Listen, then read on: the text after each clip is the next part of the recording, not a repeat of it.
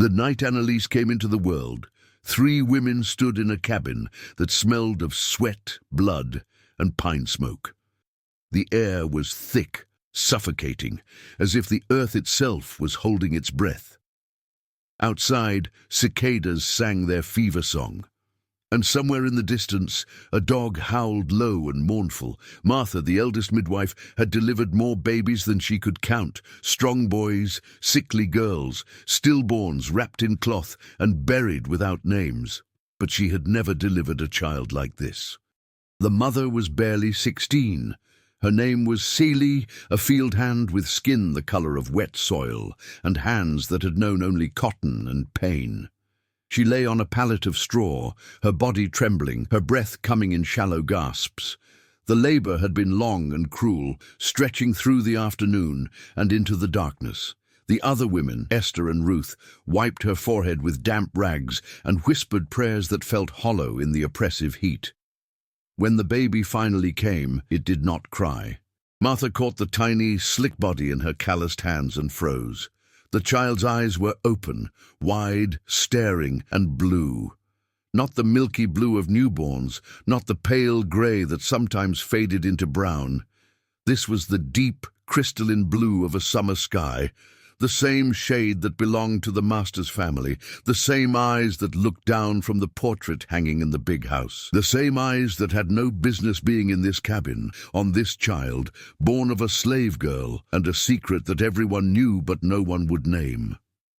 Tell me in the comments which country you are from and what you thought of this story.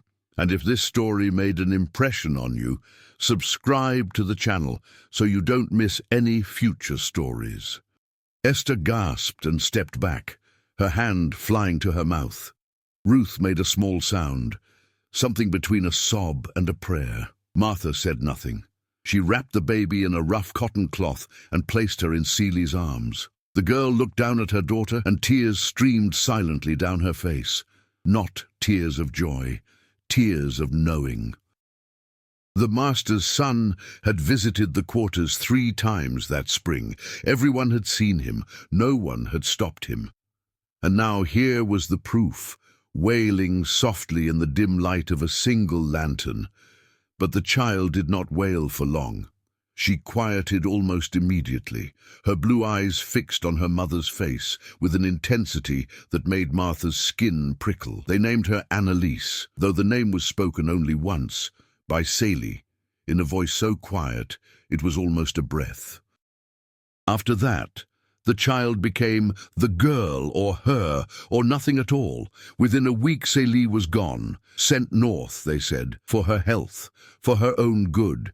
The truth was simpler and crueler. She had been sold to a trader heading to Maryland, sold to erase the evidence, sold to make room for the lie that would replace her. Annalise was left behind, hidden in the quarters like a secret too dangerous to speak. She was raised by Martha, who took her in not out of love but out of duty. The child was strange from the beginning. She did not cry like other babies. She did not laugh or babble or reach for things the way children do. She watched, always watching, with those impossible blue eyes that seemed to see through walls, through lies, through skin. By the time she was 2, the animals had begun to notice her. The chickens would scatter when she approached. The dogs would whine and slink away, their tails tucked low. The horses in the stable would stamp and snort, their ears pinned back, their eyes rolling white. Even the crows, usually bold and raucous, would fall silent when she passed beneath the trees, as if the world itself held its breath in her presence. The other children avoided her. They did not play with her, did not speak to her, did not even look at her if they could help it. It was not cruelty exactly. It was instinct. Something in them recognized that she was different, that she carried something inside her that did not belong. The adults were no better. They would cross themselves when they saw her, murmur prayers under their breath, touch iron or salt or whatever charm they thought might protect them. The overseer, a man named Thaddeus Crenshaw, refused to go near her. Crenshaw was a hard man, a man who had whipped grown men until they bled, who had chased runaways with dogs and dragged them back in chains. But when Annalise looked at him, he would turn away, his jaw tight, his hands trembling.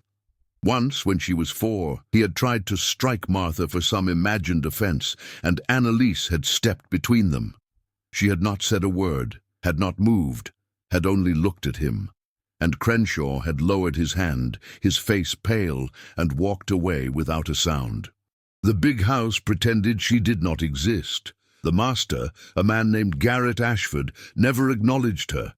His wife, a frail woman with a taste for laudanum and silence, never spoke of her. The plantation ran as it always had, with its cotton and its cruelty, its wealth built on broken backs and broken spirits. But everyone knew. Everyone felt it. The child was a crack in the foundation, a flaw in the design, a reminder that some sins could not be buried.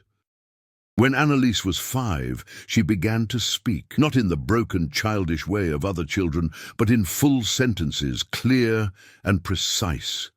She did not ask questions, she made statements.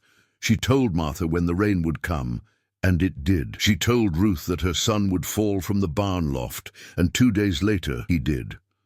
She told Esther that the master's wife would take to her bed and not rise again, and within a month the woman was dead. No one had taught her to read, but she could. She would sit in the dirt outside the cabins, tracing letters in the dust with a stick, sounding out words from scraps of newspaper or old almanacs that found their way into the quarters. She read the Bible, though no one had given it to her. She read contracts, ledgers, anything she could find. And when she read, her eyes would move quickly, hungrily, as if she were consuming something more than words. Martha watched the child with a mixture of awe and dread. There were nights when she would wake to find Annalise standing at the window, her small form silhouetted against the moonlight, her lips moving soundlessly, as if speaking to someone only she could see. There were mornings when Martha would discover strange patterns drawn in the dirt around the cabin, symbols that looked almost like writing, but in no language she recognized. And there were moments, brief and unsettling, when Martha would look at the girl and feel certain that something ancient looked back at her through those blue eyes. The preacher came when she was 6. He was a traveling man, a Baptist with a booming voice and a conviction that salvation could be won through water and prayer. He had heard the whispers about the girl, and he insisted on baptizing her. Martha tried to refuse, but the preacher was insistent, and the master, eager to be rid of the stain, agreed. They took her to the creek on a Sunday morning, the sky grey and heavy with the promise of rain. The preacher waded into the water, his black coat billowing around him, and beckoned Annalise forward. She went without hesitation, her bare feet silent on the smooth stones. The other slaves stood on the bank, watching, their faces unreadable. The preacher placed his hand on her head and began to pray.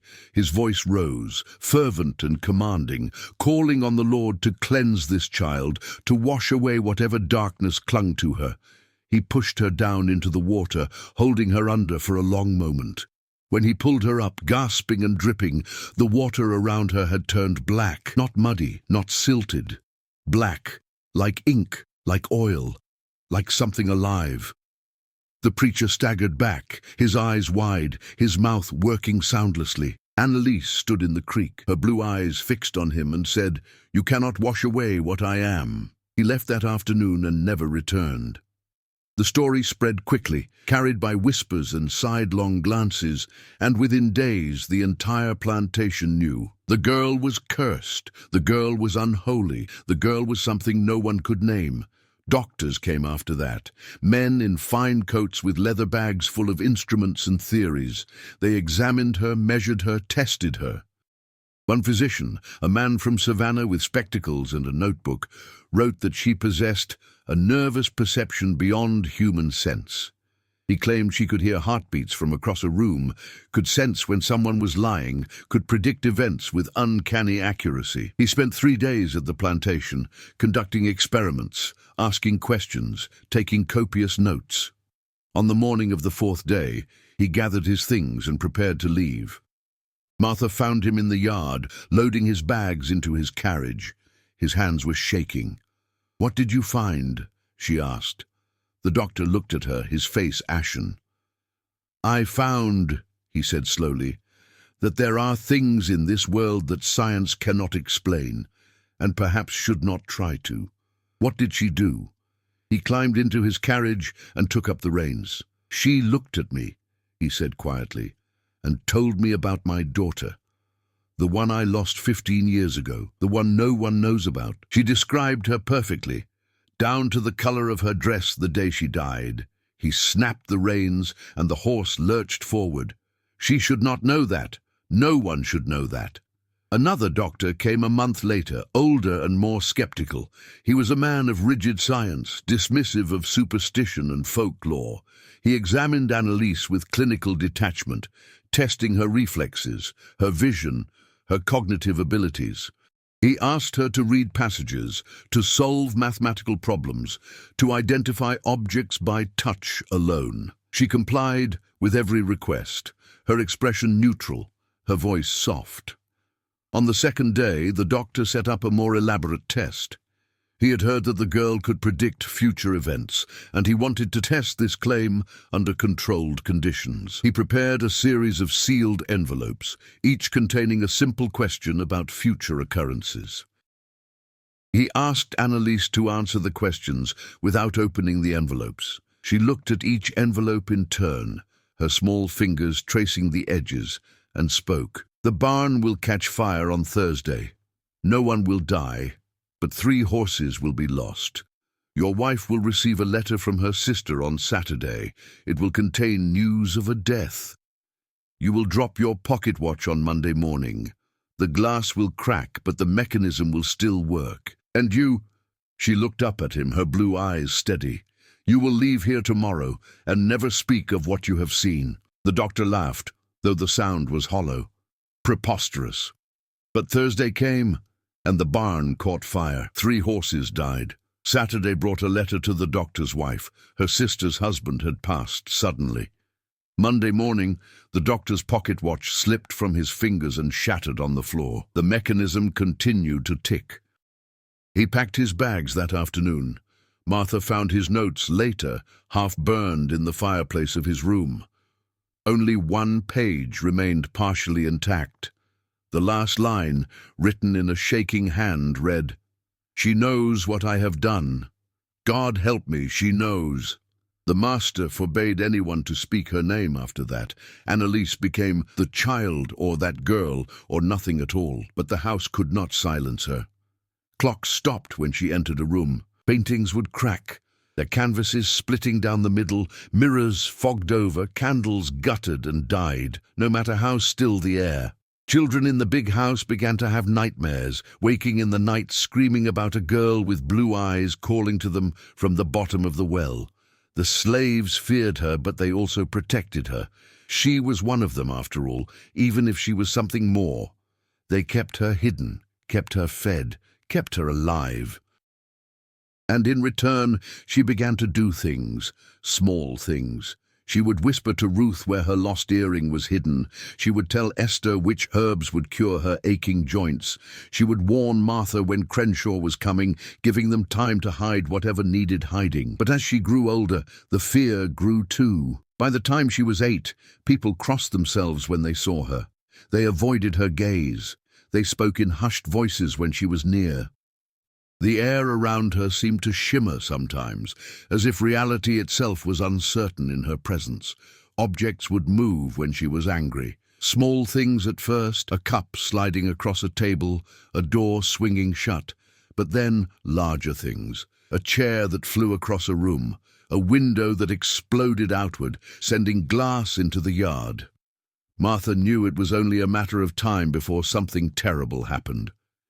The child's power was growing, expanding beyond her ability to control it. Or perhaps, Martha thought, Annalise was learning to control it all too well. Either way, the plantation was a powder keg, and the girl was the spark. One night, Martha sat with Annalise outside the cabin. The girl was quiet, her eyes fixed on the stars. "Do you know what you are?" Martha asked softly. Annalise was silent for a long moment. Then she said, "I am what happens when something wrong tries to become something right. I am the question that has no answer. I am what they made me." "And what's that?" The girl turned to look at her, and in the moonlight, her eyes seemed to glow, inevitable. The next morning, Annalise was gone. Martha woke before dawn, as she always did, her body trained by decades of labor to rise with the first pale light. The air was cool, heavy with dew, and the world was silent except for the distant crowing of a rooster. She moved through the dim cabin, stirring the embers in the hearth, preparing for another day. It was only when she turned to wake Annalise that she realized the girl's pallet was empty. The blanket was folded neatly, as if she had never slept there at all. Martha's heart clenched.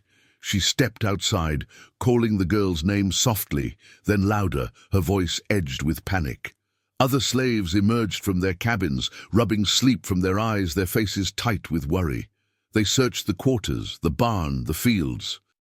They looked in the smokehouse, the root cellar, the places children like to hide, but there was no sign of her. It was Ruth who found the footprints, small, bare feet pressed into the soft earth near the riverbank, leading down to the water's edge. But these were not ordinary footprints. They glowed faintly in the morning mist, a pale luminescence that made Ruth's breath catch in her throat. She called the others, and they came running, their faces pale. The footprints led to the river, then stopped. Beyond them the water was dark and still, giving nothing away. Some said she had drowned, others said she had run.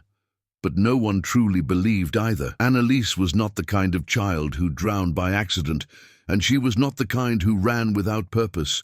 She had simply vanished, as if the earth itself had swallowed her whole. The slaves searched for days, combing the riverbanks, the forests, the swamps. They found nothing, no body, no trace. Only those glowing footprints, which faded slowly over the following days, like dying embers. The master was told, of course. He nodded, his face impassive, and ordered the search to continue. But there was something in his eyes, a flicker of relief, as if a burden had been lifted. He did not mourn. He did not grieve. He simply returned to his study, to his ledgers and his whiskey, and tried to forget. But forgetting was not so easy. The house felt different after Annalise was gone. The air was lighter, yes, but also emptier, as if something essential had been removed. The clocks began to work again. The paintings stayed whole. The candles burned steadily. And yet, the servants found themselves looking over their shoulders, half expecting to see her standing in the doorway, her blue eyes watching. Martha could not shake the feeling that the girl was still there. Not physically, perhaps, but present in some other way. She would catch glimpses of movement in her peripheral vision, only to turn and find nothing. She would hear soft footsteps at night, the sound of a child walking through the quarters, but when she investigated, the paths were empty, and sometimes, in the quiet hours before dawn, she would hear humming. A child's voice, wordless and haunting, drifting through the air like smoke. A week passed, then another. Life on the plantation settled back into its familiar rhythm of labor and pain. The slaves worked the fields, bent under the sun, their hands bleeding from cotton bowls. The master drank his whiskey and counted his profits. The world turned as it always had, indifferent and cruel. And then, one morning, Garrett Ashford was found dead. It was his valet, a man named Benjamin, who discovered him. The master had not come down for breakfast, which was unusual but not unheard of. Benjamin climbed the stairs to the study, knocked softly, and receiving no answer, pushed the door open. Garrett Ashford sat at his desk, his body slumped forward, his hands resting on the polished wood. His eyes were open, staring at nothing, wide, unblinking, and blue. Not the grey-green they had been in life, but the same impossible crystalline blue as Annalise's. Benjamin stumbled back, his hand over his mouth, and ran for help.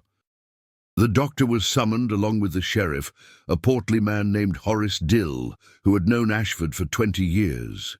They examined the body, searching for signs of violence, poison, or disease.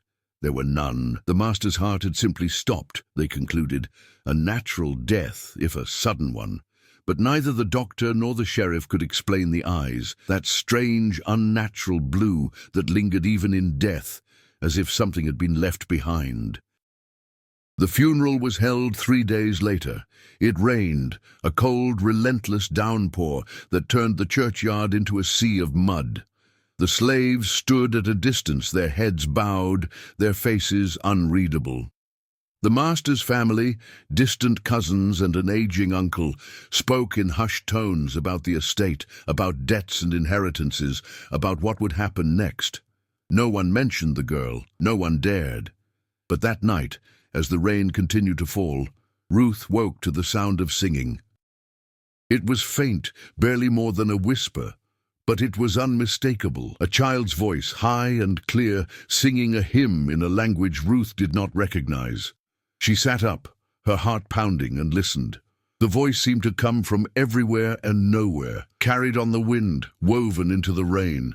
She was not the only one who heard it. Others in the quarters woke too, their faces pale, their hands trembling. They gathered outside, standing in the mud, listening to the song that seemed to emanate from the very air. It went on for hours, rising and falling, a melody both beautiful and terrible. And when it finally stopped, just before dawn, the rain ceased as well, leaving the world silent and dripping. Martha stood in the doorway of her cabin, her arms wrapped around herself, and whispered, "She's still here." The others did not ask what she meant. They knew. Annalise had not drowned, she had not run. She had become something else, something that no longer needed a body, no longer needed to be seen. She was in the river, in the trees, in the wind. She was everywhere and nowhere, watching, waiting, remembering. The days following the master's death were strange and unsettling. The plantation operated in a kind of limbo, waiting for the new master to arrive and claim his inheritance. The overseer, Thaddeus Crenshaw, took charge in the interim, his cruelty amplified by the absence of oversight. He drove the workers harder, punished infractions more severely, as if trying to assert his authority through violence. But Crenshaw was afraid. Everyone could see it. He carried a pistol now, even in daylight. He flinched at sudden sounds. He avoided certain parts of the plantation, the river bank where the footprints had been found, the master's old study, the well in the center of the quarters. And at night, he drank himself into a stupor, muttering prayers and curses in equal measure. One evening, as dusk settled over the land, Crenshaw was making his rounds through the quarters. He was drunk, swaying slightly, his eyes red and unfocused. He stopped in front of Martha's cabin and pounded on the door. "Where is she?" he shouted. "Where's the demon child?" Martha opened the door slowly, her face calm. "She's gone." "Liar!" Crenshaw grabbed her by the arm, his fingers digging into her flesh. "She's here. I can feel her. I know she's watching. Let go of me. Tell me where she is." And then the temperature dropped. Not gradually, but instantly, as if winter had descended in a single breath. Crenshaw's grip loosened, his breath misted in the sudden cold. Around them, the other slaves stepped back, their eyes wide. And from somewhere close, impossibly close, came a voice. "I am here." Crenshaw spun, his hand going to his pistol, but there was no one, just the empty path, the darkening sky, the shadows lengthening across the ground. "Show yourself," he screamed. "You want to see me?" The voice was soft, almost gentle. "Are you certain?" And then she appeared. Not solid, not quite real, but there nonetheless.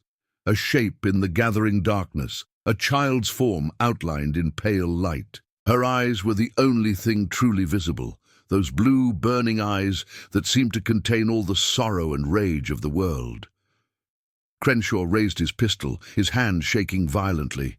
Stay back, demon!" "I am not the demon here," Annalise said quietly, And then she began to speak, her voice growing stronger, more resonant. She spoke of every cruelty Crenshaw had committed, every whipping, every family torn apart, every life destroyed. She named names, dates, specific acts of violence that no one but Crenshaw himself could know, and with each word the overseer seemed to shrink, to crumble, until he was on his knees in the dirt, the pistol fallen from his hand, tears streaming down his face. "Please," he whispered, "please, I was just... You were just following orders," Annalise finished. "Yes, that is what they all say, but the orders do not absolve the hand that wields the whip. What do you want?" "I want you to remember every face, every scream, every moment of pain you caused. I want you to carry it with you, waking and sleeping, until it crushes you." The apparition faded, dissolving into the night. Crenshaw remained on his knees, sobbing, his mind fractured by the weight of his own guilt. The slaves watched in silence, and no one moved to help him. Martha looked down at the broken man and felt no pity. Only a grim satisfaction that at last someone was being held accountable. The next morning, Crenshaw was found wandering the fields, speaking nonsense, his eyes vacant. The doctor declared him insane, and he was sent away to an asylum in Milledgeville. He would spend the rest of his life there, trapped in memories he could not escape, haunted by a child's blue eyes that followed him even into sleep. And the slaves, gathering in the quarters that evening, spoke in whispers of justice. Not the justice of courts or laws, but something older, something deeper, the justice of the wronged, rising from the earth to claim what was owed. Martha sat outside her cabin, smoking her pipe, and looked toward the river. "Rest now, child," she murmured. "Rest now." But she knew in her bones that Annalise would not rest. Not yet. Not until every debt was paid. The new master arrived on a Tuesday morning in early autumn, when the air had begun to cool, and the leaves were just starting to turn. His name was Richard Ashford, nephew to the late Garrett, and he came from Charleston with his wife Constance and a determination to restore the plantation to profitability. Richard was younger than his uncle, perhaps 35, with sharp features and sharper eyes. He moved through the world with the confidence of a man who had never been told no, never faced consequences, never questioned his right to own other human beings. Constance was different. She was thin and pale, with nervous hands that fluttered like trapped birds. She wore her religion openly, carrying a worn Bible and speaking frequently of providence and God's will. She was, Martha observed from a distance, the kind of woman who used piety as armor against the uncomfortable truths of her existence. She did not want to see the suffering around her, so she cloaked it in scripture and called it divine order. Richard wasted no time asserting his authority. He hired a new overseer, a man named Silas Webb, who made Crenshaw look merciful by comparison. Webb was methodical in his cruelty, approaching punishment with the cold efficiency of a craftsman. He kept detailed records of infractions, real or imagined, and meted out consequences with calculated precision. Under his management, the plantation ran more smoothly, produced more cotton, generated more profit, and the slaves suffered more deeply than they had in years. But something had changed on the land itself. It was subtle at first, easy to dismiss as coincidence or imagination. Tools would go missing, only to turn up in strange places, buried in the cotton fields, hanging from tree branches, floating in the horse trough. Livestock grew restless, refusing to graze in certain areas, their eyes rolling white with fear. Workers in the fields would stop mid-task, their faces distant, as if listening to a voice only they could hear. The house began to show signs of disturbance as well. Servants reported cold spots in certain rooms, places where the temperature would drop suddenly and without explanation. Doors would open and close by themselves, their hinges creaking in empty hallways. The smell of river water would appear without source, permeating rooms that were nowhere near any body of water. And at night there were sounds, footsteps on the stairs, a child's laughter, the soft humming that Martha had heard in the quarters. Constance was the first to truly notice. She complained to Richard of nightmares, of a child's voice calling to her from the well, of blue eyes watching her from dark corners. Richard dismissed her concerns as nerves, as the adjustment to a new home, as female hysteria. But Constance knew what she knew.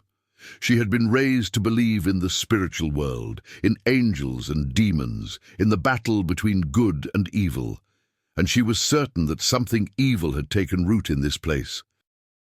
Martha watched these developments with a mixture of apprehension and dark satisfaction. Annalise was keeping her promise.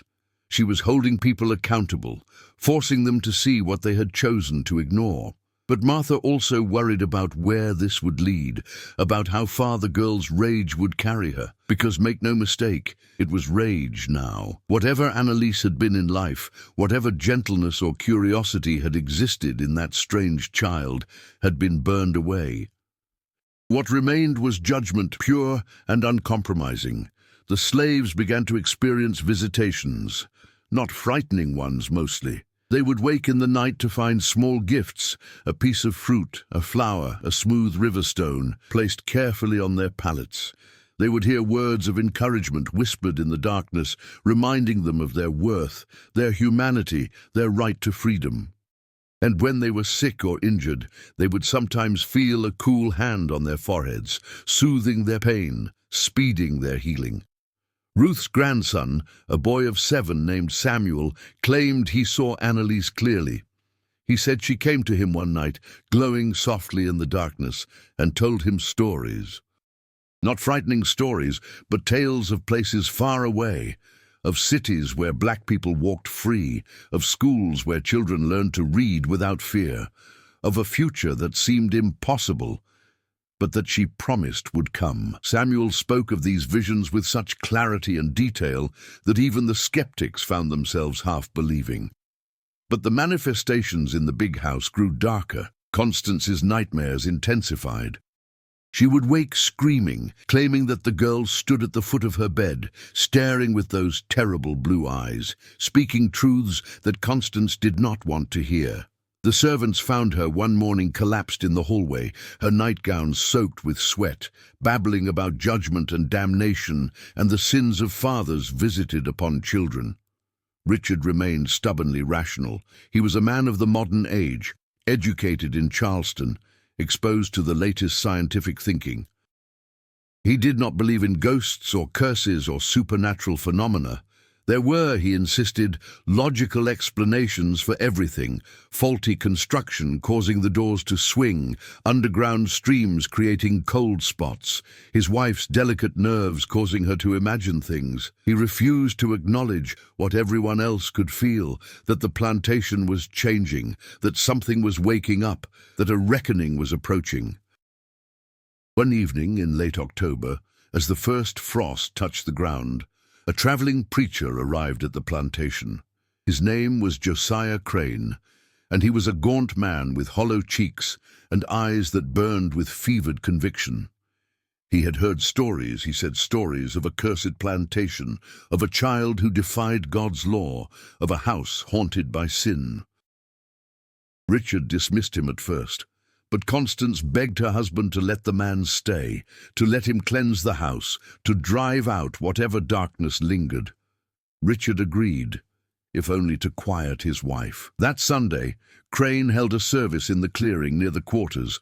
He preached about demons and damnation, about the wages of sin and the power of righteous prayer. His voice rose and fell in rhythmic cadence, his hands gesturing wildly.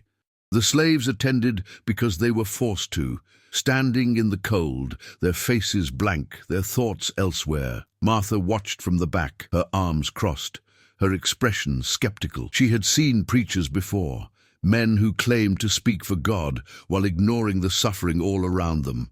Crane was no different. He ranted about evil spirits and unclean souls, about children born in sin who carried curses in their blood. And Martha knew with cold certainty that he was talking about Annalise. When the service ended, Crane approached Martha. "I have heard of the child," he said, his voice low and urgent. "The one with the devil's eyes." Martha said nothing.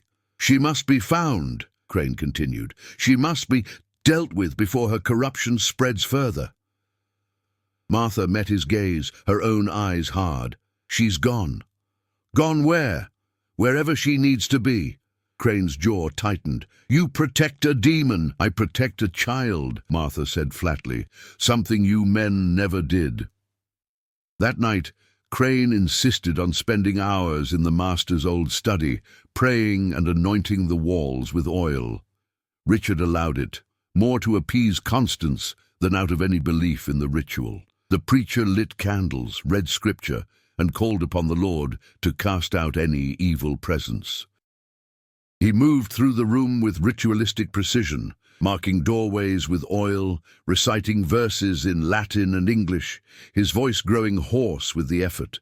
At midnight, the candles went out, all of them, simultaneously. The room plunged into darkness, and Crane felt the temperature drop, his breath misting in the sudden cold. He fumbled for matches, his hands shaking, but before he could strike one, he heard it. A voice, small, clear, unmistakably a child's. "You do not belong here." Crane spun, his heart hammering. "Who speaks?" "You know who I am." "Show yourself, demon." Silence. Then slowly, impossibly, the darkness shifted. Not light exactly, but a presence, a shape that seemed to gather the shadows to itself. And then, for just a moment, Crane saw them. Blue eyes, staring at him from across the room. Not angry, not vengeful, just knowing. "You preach about sin," the voice continued, soft and terrible. "But you carry it like a cloak. I see what you have done. To the girl in Savannah, to the boy in Charleston, to all the ones you said you were saving." "Lies!" Crane shouted, stumbling backward. "I serve the Lord." "The Lord sees what I see." The voice was closer now, though the form had not moved. "You took children into your care and used them. You spoke of salvation while committing damnation. You hid behind scripture while destroying innocence. And you dare to come here and speak of demons." No, I know your heart, Josiah Crane. I know every dark corner, every hidden sin, every moment of betrayal, and I want you to know something." The eyes moved closer, burning in the darkness. Crane pressed himself against the wall, his mind fracturing with terror. "You will never escape what you have done. It will follow you into every church, every sermon, every moment of claimed righteousness. You will see the faces of those children in your congregation. You will hear their voices in your prayers. And when you finally die, alone and unmourned, you will understand that no amount of scripture can wash away what you are." The eyes vanished, the cold lifted, the candles reignited, their flames flickering wildly. Crane stood alone in the study, his face ashen, his body trembling uncontrollably. He stumbled from the room, down the stairs, out into the night. He did not pack his bags. He did not say goodbye. He simply ran, his breath tearing from his lungs, his mind screaming with the weight of his exposed sins. They found him the next morning, collapsed on the road 3 miles from the plantation, babbling incoherently about judgment and blue eyes.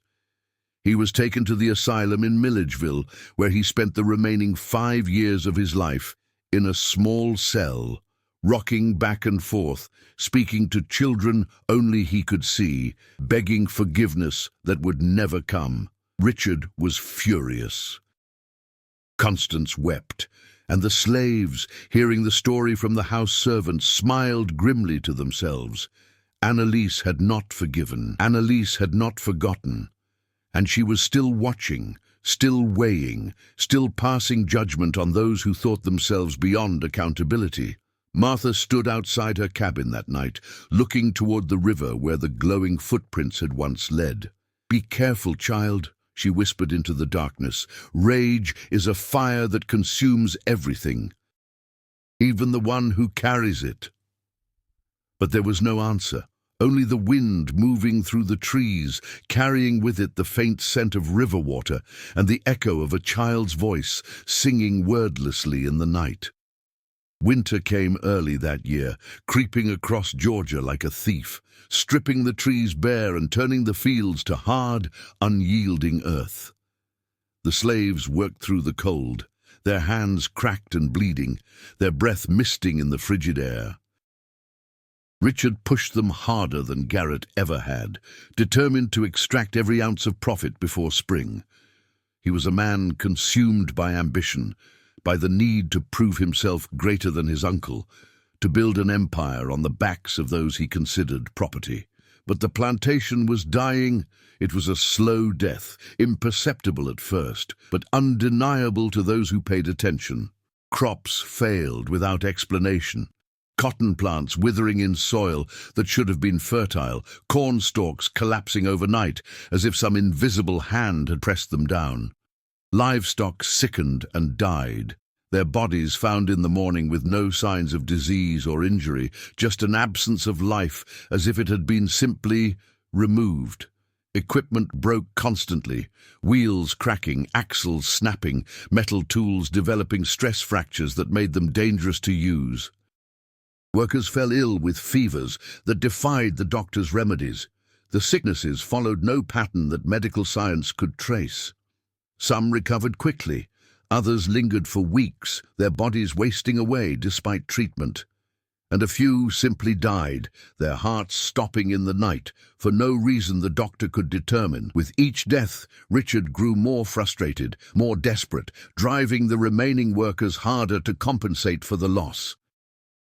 And through it all, the house grew darker, colder, more oppressive. Constance took to her bed, barely eating, barely speaking. She claimed the house whispered to her at night, that she could hear a child crying from somewhere deep below, from the earth itself. She would wake screaming about drowning, about being pulled into dark water by small hands, about blue eyes watching her from the depths. Richard hired more doctors, brought in specialists from Savannah and Atlanta, but none could find anything physically wrong with her. Hysteria, they said, prescribing the usual remedies: rest, fresh air, reduced stimulation, laudanum for the nerves. But Constance knew better. She had seen the blue eyes in her dreams, felt the weight of that gaze, and she knew she was being judged. More than that, she was being found wanting. She had come to this plantation knowing what it was, what horrors sustained her comfort, and she had chosen to look away.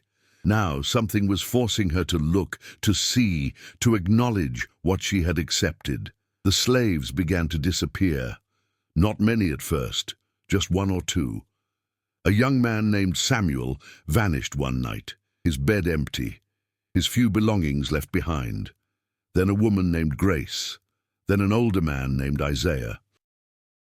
Richard accused them of running, of escaping north, and he sent dogs and men to track them, but no trail was ever found. No torn clothing in the woods, no scent for the dogs to follow, no sightings reported. It was as if they had simply ceased to exist, erased from the world like mistakes rubbed from a page. But Martha knew differently. She saw the truth in the way the others looked at her, in the questions they did not ask. The missing slaves had not run, they had been taken. Taken by something that moved in the dark, something that remembered every cruelty, every injustice, every moment of suffering. Taken by Annalise, or by whatever Annalise had become. The disappearances were selective, Martha noticed.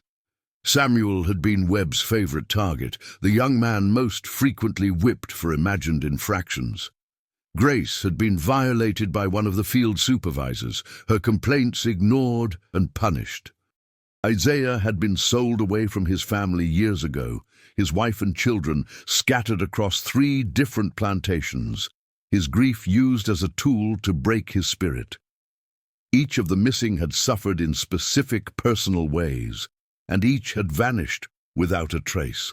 One night, Ruth came to Martha's cabin, her face drawn with a mixture of fear and something else, something that might have been hope. "It's happening again," she whispered. "The singing."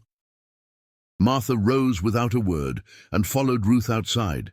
The air was bitter cold, the sky clear and filled with stars that seemed too bright, too close.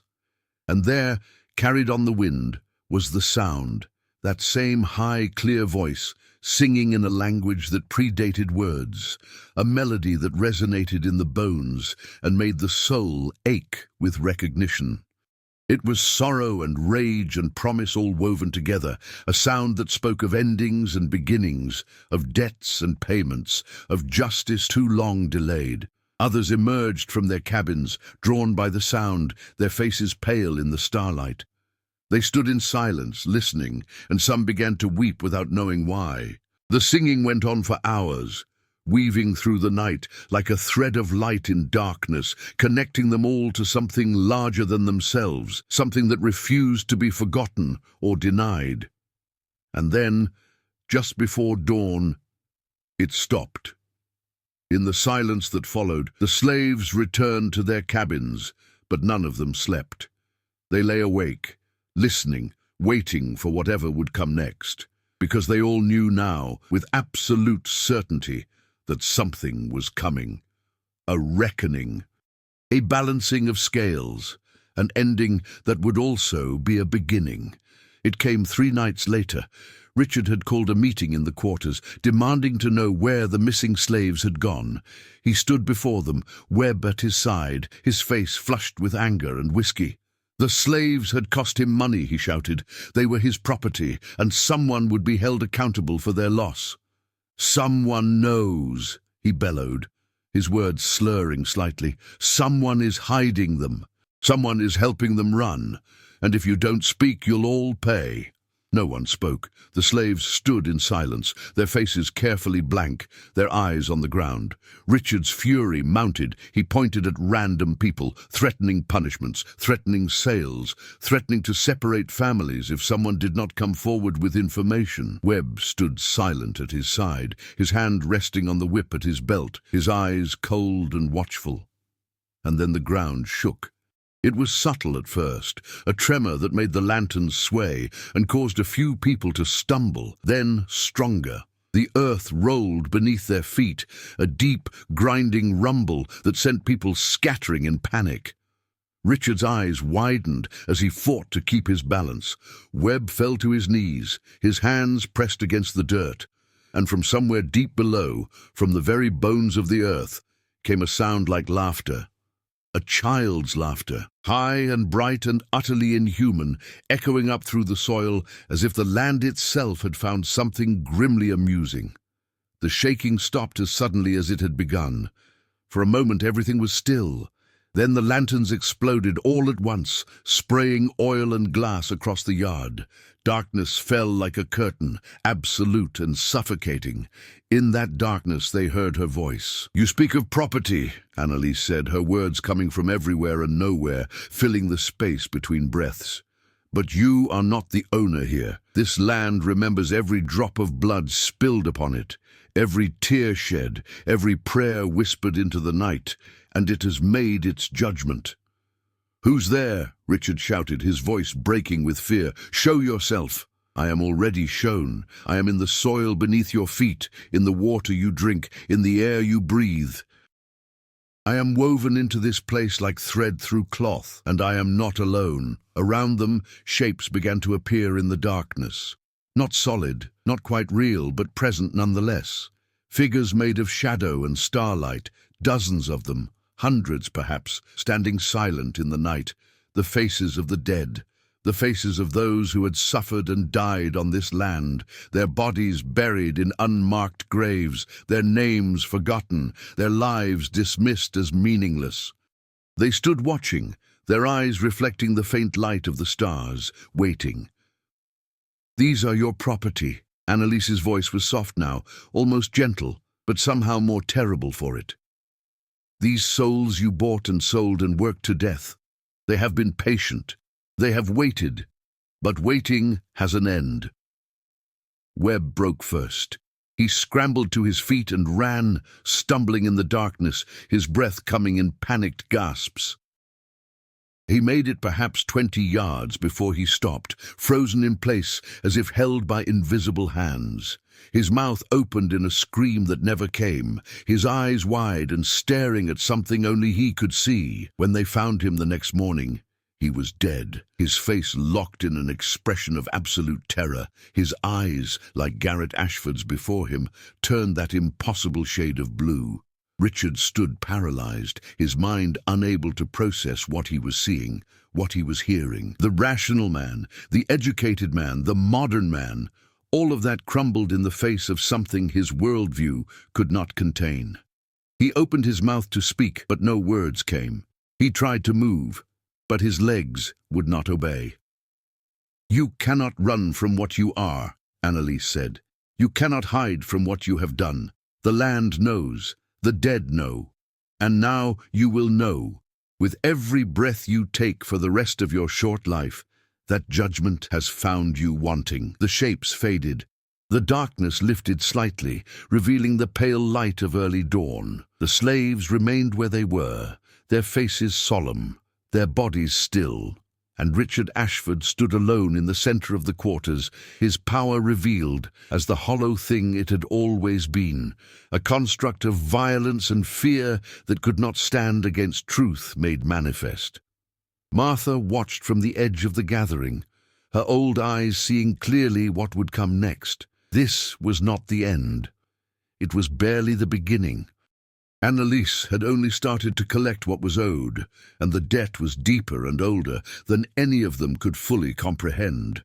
The plantation that had been built on suffering was being unmade by it, transformed by it, judged by it, and somewhere in the darkness, somewhere between the river and the trees, a child with blue eyes watched and waited, patient as stone, inexorable as time, holding scales that would not be balanced until every account was settled.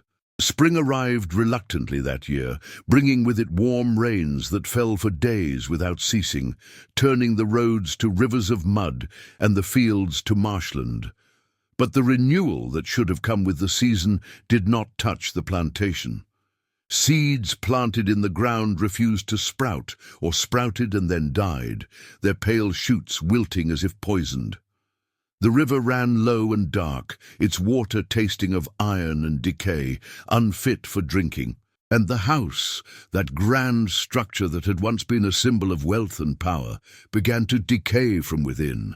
Paint peeled from walls in long strips, revealing wood beneath that looked ancient, rotten, as if centuries had passed in mere months. Floorboards warped and cracked, windows developed spider-webbing fractures without being touched. The smell of damp earth permeated every room, no matter how many fires were lit or how thoroughly the servants scrubbed. Mold grew in impossible places, on mirrors, on metal, on glass, spreading like dark fingers reaching across surfaces. Richard's health failed rapidly. He lost weight, his skin taking on a greyish pallor that made him look decades older. He slept poorly, plagued by dreams he could not remember, but that left him gasping and drenched in sweat. When he did sleep, the servants reported that he spoke in his dreams, carrying on conversations with people who were not there, answering questions no one had asked, pleading in a voice thick with terror. He drank more, spending long hours alone in the study, staring at ledgers that no longer made sense. The numbers seemed to move on the page, rearranging themselves into patterns that looked almost like words, almost like accusations. He would find himself reading passages he had not written, margin notes in his own handwriting that he could not remember making, calculations that added up to impossible totals. Constance was sent away finally, her condition having deteriorated beyond what even the most dismissive doctor could ignore. She went without protest, her eyes empty, her mind elsewhere.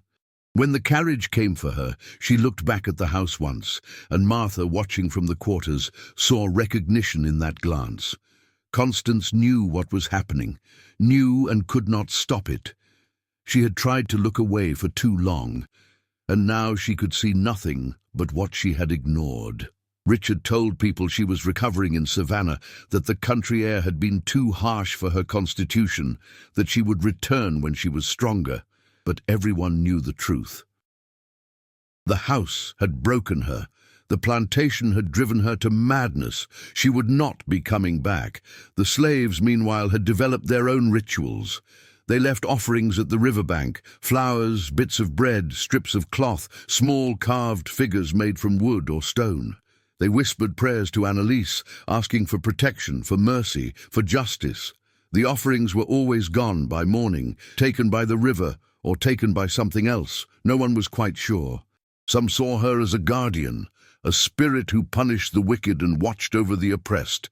They told stories about her to the children, tales of a girl with eyes that saw through lies, who remembered every wrong and repaid it in kind. Others feared her, believing she had become something monstrous, something that fed on suffering and rage that had grown beyond any human understanding or control. Martha neither prayed nor left offerings. She simply waited, as she had always waited, knowing that whatever was coming would arrive in its own time. She was not afraid. She had raised Annalise, had seen the child's strangeness from the beginning, and she understood, in a way the others did not, that the girl had always been more than human. She had been born of violence and silence, shaped by cruelty and denial, and those forces had transformed her into something the world could not contain. One evening in late April, as the sun set in streaks of red and gold that looked almost like blood in the sky, a stranger arrived at the plantation. He was a tall man, well-dressed, with sharp eyes behind wire-rimmed spectacles and an air of quiet authority. He introduced himself as Dr. Nathaniel Harrow, a physician and researcher from Boston. He had heard, he said, of the unusual events at the Ashford plantation, and he was interested in documenting them for scientific purposes. Richard, desperate for answers, for some explanation that made sense in the rational world he understood, agreed to let Harrow stay. The doctor set up in one of the guest rooms, filling it with notebooks, scientific instruments, and various curiosities, jars containing preserved specimens, books on mesmerism and animal magnetism, devices for measuring electromagnetic fields and atmospheric pressure. Harrow was methodical in his approach. He interviewed the slaves, though most were reluctant to speak openly. He examined the house, taking measurements of temperature and humidity, noting cold spots and areas where his compass behaved erratically. He collected samples of water from the river, soil from the fields, even scraping material from the walls where mold grew in those strange patterns. He spoke with Richard at length, documenting the timeline of events, the sequence of deaths and disappearances, the physical manifestations that had been reported. Richard was eager to talk, grateful to have someone who approached the situation with scientific skepticism rather than superstitious fear. Harrow listened carefully, taking copious notes, asking precise questions, his face betraying nothing of what he thought. But Harrow was not quite what he appeared to be. He was indeed a physician, indeed a researcher, but his interests ran to phenomena that conventional science dismissed or ignored. He had studied cases of unexplained events across New England and the South, documenting instances of what some called hauntings, others called possession, and he called persistent consciousness manifestation. He had developed theories about how trauma and injustice could imprint themselves on physical locations, about how suffering could generate forces that transcended normal physical laws. And he had heard of children like Annalise before, children born with abilities that seemed to bend the rules of nature, children who existed at the edges of the explicable. He had never documented such a case so thoroughly, never had the opportunity to study the phenomenon in such detail. This plantation represented a unique opportunity for research, and he intended to take full advantage of it. On his third night at the plantation, Harrow conducted a formal experiment. He set up instruments in the master's old study, thermometers, electromagnetic sensors, cameras with slow exposure plates that could capture images over extended periods. He wanted to document evidence of the phenomenon, to capture proof that something genuinely anomalous was occurring.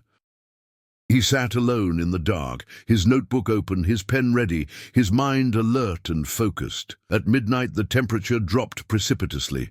Harrow's breath misted in the air, and he noted the temperature reading, 42 degrees Fahrenheit, a drop of nearly 30 degrees in less than a minute.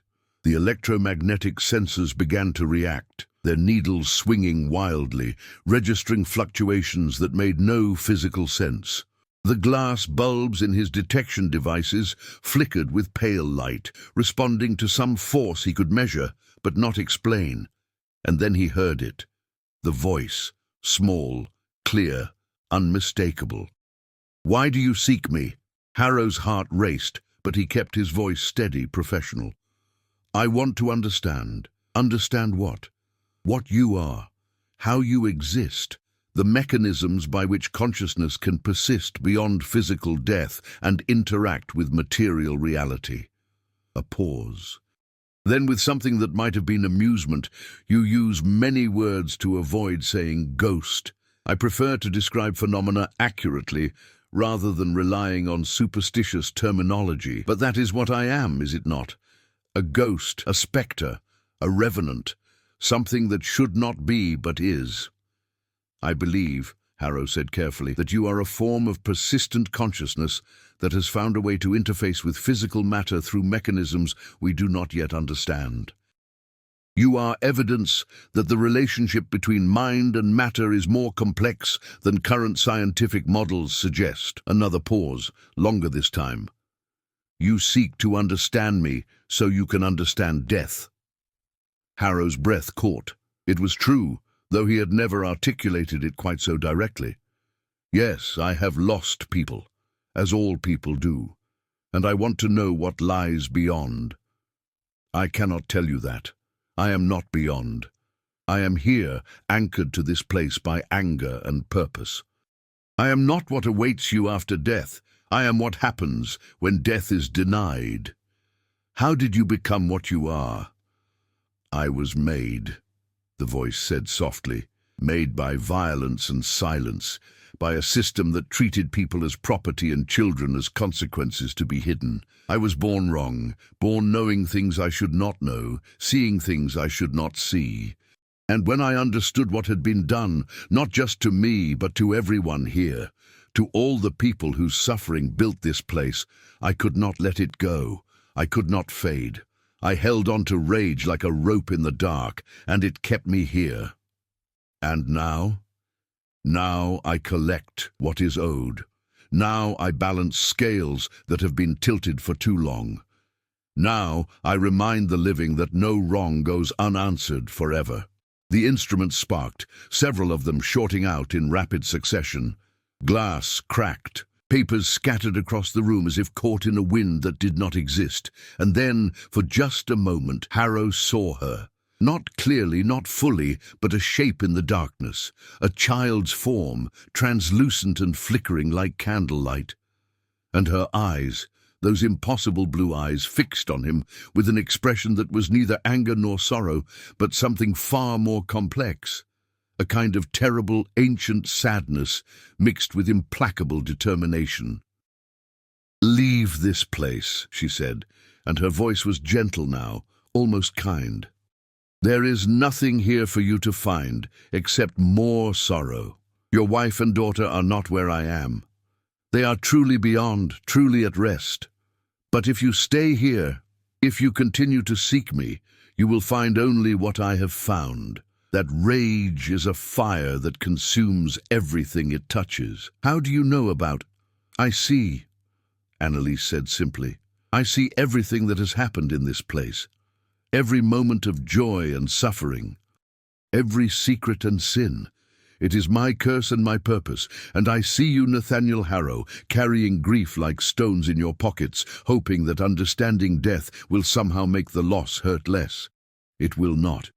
Knowledge does not heal that kind of wound. Only time and acceptance can do that." The apparition faded, the cold lifted, the remaining instruments settled into stillness. Harrow sat alone in the study, his face wet with tears he had not realized he was shedding, his notebooks filled with observations that suddenly seemed pointless and hollow. He left the next morning, as Annalise had suggested. Before departing, he sought out Martha in the quarters. She was sitting outside her cabin, smoking her pipe, watching the morning sun burn the mist from the fields. "You raised her," Harrow said. It was not a question. "I tried," Martha replied. "But you cannot raise something like that. You can only witness it." "Is she evil?" Martha considered the question. "No. She is justice without mercy. She is truth without compassion. She is what happens when suffering is ignored for so long that it takes on a life of its own." "Evil?" She shook her head. "Evil is what created her. She is merely the response." "Can she be stopped?" "Why would you want to stop her? This place deserves what it is receiving." Harrow had no answer for that. He climbed into his carriage and left, carrying with him notes that he would never publish, observations that would never see scientific scrutiny, knowledge that would haunt him for the rest of his life. He had wanted to understand death, and instead he had found something worse. The understanding that some injustices are so profound they tear holes in the fabric of reality itself. And in the quarters, Martha watched him go and thought about the girl she had tried to raise, the strange child with blue eyes who had somehow become the conscience of a plantation, the voice of the voiceless, the reckoning that could not be denied. She wondered, not for the first time, what would happen when Annalise's work was done, when every debt was collected and every account settled. Would she finally rest? Would she fade into whatever peace awaited those who had been denied it in life? Or would she remain eternal and watchful, a reminder carved into the land itself that wrong must always, eventually, be answered? Summer arrived like a fever, bringing with it heat that seemed unnatural, oppressive, the kind of heat that made it hard to breathe and harder to think. The plantation labored under the weight of it, the slaves moving like shadows through fields that yielded nothing, working land that had turned against them as surely as it had turned against those who claimed to own it. Richard Ashford had become a ghost himself, a thin, trembling man who rarely left the house and spoke to no one. His mind, already fractured by events he could not explain, had retreated into itself, building walls of denial that grew higher and more fragile with each passing day. He sat in the study for hours, staring at nothing, his lips moving soundlessly, carrying on conversations with people who were not there. The plantation was effectively being run by the remaining house servants now, who made decisions about daily operations and tried to keep some semblance of order. But they all knew it was temporary, a holding pattern before the inevitable collapse. The land was dying, the buildings were decaying. The entire enterprise was coming apart at the seams, unraveling from within, as if something were pulling loose the threads that held it together. More slaves disappeared, not in dramatic fashion, not with signs of struggle or flight, but simply absent. Their beds empty in the morning, their few possessions left behind, no trace of where they had gone. The remaining workers no longer seemed frightened by these disappearances. If anything, they seemed almost envious. Those who vanished were the ones who had suffered most, who carried the deepest scars, who had earned, if anyone had, the right to escape. Martha knew the truth, though she never spoke it aloud. Annalise was not taking them away. She was showing them the way. Opening doors that had always been there but that no one had seen, paths that led north to freedom, to lives beyond this place of suffering. The girl had become more than a spirit of vengeance. She had become a guide, a guardian, a force that both judged and protected, that punished the guilty while offering salvation to the innocent. The house servants reported increasingly disturbing phenomena. Entire rooms had become impossible to enter, their doors refusing to open no matter how much force was applied. The master bedroom, where Richard slept fitfully, was one of these. The servants would hear him calling out in the night, his voice panicked and pleading, but the door would not budge. In the morning he would emerge looking worse, his eyes sunken and dark, his hands shaking, speaking of dreams that were not dreams, of visitations that left him exhausted and terrified. The river had risen despite the lack of rain, its dark water creeping up the banks, threatening to flood the low-lying fields. But this was not normal flooding. The water moved wrong, flowing in directions that defied gravity, pooling in places it should not reach, leaving behind residue that stained everything it touched. Animals refused to go near it. Even the most desperate humans would not drink from it, sensing something fundamentally wrong about the water, something that had nothing to do with pollution or disease, and everything to do with intention. One morning in late June, the house servants found something extraordinary. In every mirror in the house, every reflective surface, the same image had appeared overnight. It was not a reflection of the rooms or the people who looked into them. It was a scene from the past, crystallized and perfect, a young girl standing by a river, her face tilted up toward the sky, her blue eyes wide and aware. Annalise as she had been in life, frozen in a moment of pure existence before everything had gone wrong. But more disturbing than the image itself was what appeared around it in each reflection. Written in what looked like frost or condensation, despite the summer heat, were names. Hundreds of names, thousands perhaps, covering every inch of reflective surface not occupied by the girl's image. The names of everyone who had lived and died as slaves on this plantation, going back generations. Names that had never been recorded in any ledger or official document. Names that existed only in memory and oral tradition. Names that had been deliberately forgotten or suppressed. Richard saw it and finally broke completely. He ran from room to room, trying to wipe away the names, smashing mirrors with his fists until his hands bled. But the images remained, reappearing on every reflective surface, on polished metal, on water in basins, on windows, on anything that could catch and hold light. The names would not be erased. The names demanded to be seen, to be remembered, to be acknowledged. That afternoon, Richard ordered the slaves to assemble in front of the house. It was the first time he had emerged in weeks, and the change in him was shocking. He looked ancient, his hair gone completely white, his body bent as if carrying an impossible weight. Webb was dead, the other overseers had fled, and Richard stood alone on the porch, facing people he could no longer control, no longer command, no longer pretend to own. "I want to speak to her," he said, his voice cracking. "I want to speak to the girl. Annalise. I know she is here. I know she is listening."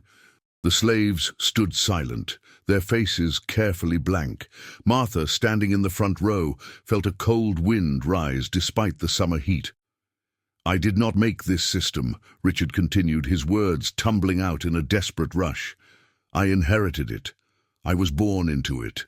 I did not create slavery, did not invent this hierarchy, did not—" "But you perpetuated it," a voice said, cutting through his excuses like a knife. It was Annalise, though she remained unseen, her words seeming to come from the air itself. "You benefited from it. You defended it. You enforced it. And when you had the opportunity to choose differently, to acknowledge the humanity of those you claimed to own, you chose profit instead. You chose comfort. You chose to continue the sin because ending it would have cost you something." "I am sorry," Richard said, and he was weeping now, tears streaming down his face. "I am sorry for what was done, for what I have done. Your sorrow changes nothing," Annalise said, and her voice was neither angry nor kind, simply factual. "Sorrow without action is meaningless. Regret without restitution is hollow. You cannot apologize your way out of injustice. You can only choose in each moment whether to perpetuate it or to end it. And you have always chosen perpetuation." "What do you want from me?" Richard screamed, his voice breaking. "What can I do? Tell me and I will do it." There was a long silence, then softly, "Free them." Richard staggered backward. "I cannot. The law is wrong. The law is what created me. The law is what keeps people in bondage while claiming to represent justice. You hide behind it like a child behind a mother's skirts, but the law will not protect you from truth. The law will not save you from consequences. Free them. Give them the papers that say they are people, not property." Let them choose their own paths. It is the only thing that might buy you even a moment's peace before you die. Die! Richard's voice was barely a whisper. You are already dying. Your body knows it, even if your mind refuses to accept it. You have perhaps 3 months, perhaps less. You can spend that time clinging to power that no longer exists, or you can spend it trying to make even the smallest amends for a lifetime of wrong. Choose. The voice faded. The cold wind died away. Richard stood trembling on the porch, his face the color of old paper, his breath coming in short, painful gasps. The slaves waited, watching, their expressions unreadable. After a long moment, Richard turned and walked back into the house. The slaves dispersed slowly, returning to their cabins, their work, their lives. No one spoke about what had happened. No one speculated about what would come next. They simply waited, as they had always waited, patient and enduring. That evening, Martha sat outside her cabin and felt Annalise's presence nearby, just beyond the edge of visibility. You gave him a choice, she said quietly to the heir. That is more mercy than he deserves. I gave him an opportunity, Annalise's voice responded, soft as wind through leaves. Whether he takes it or not is his own choice, but I wanted him to know that the option existed, that redemption is always possible, even if it is rarely chosen. Most people would rather die defending their right to be wrong than admit they were wrong and change. Will you destroy this place?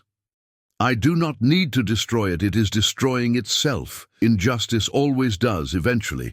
The house is rotting from within. The land is becoming barren. The entire structure is collapsing under the weight of its own contradictions. I am merely hastening the process. And when it is done, when the plantation is gone and the people are free, what will you do then? There was a long pause. I do not know, Annalise said finally. I exist because I am needed. When I am no longer needed, perhaps I will simply stop. Or perhaps I will remain a memory in the land, a warning to those who come after, a reminder that wrong does not disappear simply because we stop looking at it. 3 weeks later, Richard Ashford did something extraordinary. He summoned a lawyer from Savannah and, in the presence of witnesses, signed papers freeing every slave on the plantation. He gave them the choice to leave or to stay as paid workers, gave them portions of land they could farm for themselves, gave them the legal documentation that transformed them, at least in the eyes of the law, from property into people. It was not complete justice. It could never be complete justice. Centuries of wrong could not be undone with a few signatures, but it was something. It was an acknowledgement, a recognition, a first step toward making right what had been so terribly wrong. The slaves, former slaves now, reacted with cautious hope. Some left immediately, setting out north toward states where freedom was more than just words on paper. Others stayed, unwilling to leave the only home they had known, unwilling to abandon the graves of their ancestors buried in unmarked plots across the plantation. They would build new lives here, they decided. They would transform this place of suffering into something else, something better. Martha stayed. She was too old to travel, too tired to start over somewhere new. She would see out her days here, in the place where she had raised a strange child who had become something more than human, something necessary and terrible, and ultimately merciful. Richard Ashford died 6 weeks later, quietly in his sleep, his face peaceful for the first time in months. They found him in the morning, his eyes closed, his hands folded on his chest, and when they looked closely, they saw that his eyes, even in death, had faded back to their original color. The blue had left him. He had been released from judgment, or perhaps had simply passed beyond its reach. The plantation slowly emptied after that. The house, already decaying, continued to fall apart, boards rotting, windows breaking, nature reclaiming what had always been hers. Within a year, it was uninhabitable. Within 5 years, it was ruins. And within a generation, it had been reclaimed entirely by the forest, reduced to foundations and fragments, stories and warnings. But people who walked near the old plantation grounds sometimes reported strange things. A child's laughter in the wind, the smell of river water where no water should be, and blue eyes watching from the shadows, patient and eternal, making sure the past was never forgotten, ensuring that the debt once paid would never be owed again. Martha lived to see it all. She died at 93, peacefully in her sleep, and they buried her near the river where the glowing footprints had once led. On the night of her funeral, people reported seeing two figures by the water, an old woman and a young girl, walking together into the mist, their forms fading slowly until nothing remained but the sound of singing, wordless and beautiful, carried on the wind. And the land, at last, was at peace. Not the peace of forgetting, but the peace of remembering. Not the peace of silence, but the peace of acknowledgement. The plantation had been built on suffering, and it had been unmade by truth. And Annalise, born of violence and silence, had become something greater than either, a force of justice, a guardian of memory, a reminder that no wrong, however deeply buried, stays hidden forever. Her name was spoken for generations after, whispered to children as both warning and promise, a warning that cruelty has consequences, that injustice creates forces that cannot be controlled, and a promise that the voiceless will find voice, that the forgotten will be remembered, that those who suffer will eventually see their suffering acknowledged and their oppressors held to account. The girl that science could not explain had become the truth that history could not deny. And in the end, that was enough. It had to be enough. Because some stories do not end with resolution, but with understanding, not with answers, but with better questions, not with forgetting, but with a promise to remember always, to carry forward the weight of what was done, so that it might never be done again. In the deep South, where the past lives in the present like roots beneath the soil, they still tell stories about a plantation that was unmade by the truth it tried to bury. They tell of a girl with impossible blue eyes who would not let silence stand, who demanded that the world see what it had chosen to ignore. They tell of justice that came not from courts or laws, but from something deeper, something older, something that exists in the bones of the land itself. And on certain nights, when the wind moves through the ruins of what once was, when the river runs dark and the moon shines pale, you can still hear her singing. A voice that is both child and chorus, individual and collective, asking the same question that has always needed asking. How long will you look away? How long will you choose comfort over conscience? How long will you pretend that what you do not see does not exist? The answer, Annalise whispers from the darkness, is no longer, not anymore, never again.